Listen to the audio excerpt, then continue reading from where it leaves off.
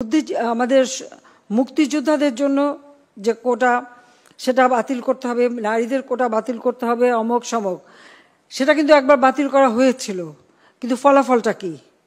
Public service কমিশনের পরীক্ষার হিসাব যদি দেখা যায়, তখন দেখা যাবে যে আগে যেখানে কোটা থাকতে মেয়েরা যে পরিমাণ সুযোগ পেত, সেই পরিমাণ সুযোগ কিন্তু এই কয়েক বছরে আর পায়নি। এটা হলো বাস্তবতা।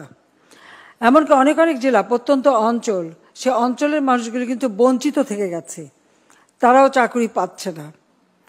হাইকোর্ট ইতিমধ্যে, এবং এইরকম বঞ্চিত হওয়ার কারণেই কেউ মামলা করে, হাইকোর্ট একটা রায় দেয়।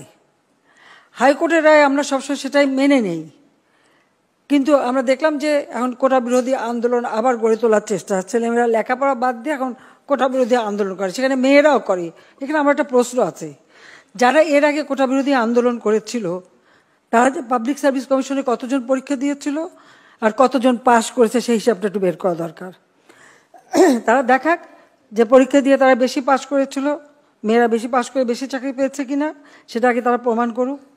আর হাইকোর্টের রায়, এটার বিরুদ্ধে এভাবে আন্দোলন করা, এটা তো সাবজুডিস, কারণ আমরা সরকার থেকে কিন্তু এভাবে কোনো কথা বলতে পারি না, কারণ হাইকোর্ট রায় দিলে সেখানে হাইকোর্ট থেকেই আবার আসতে হবে। কিন্তু আজকে আন্দোলনের নামে যেটা আবার করা হচ্ছে, পড়াশোনার সময় নষ্ট করা, এটারও কোনো যৌক্তিকতা আছে বলে আমি মনে করি না।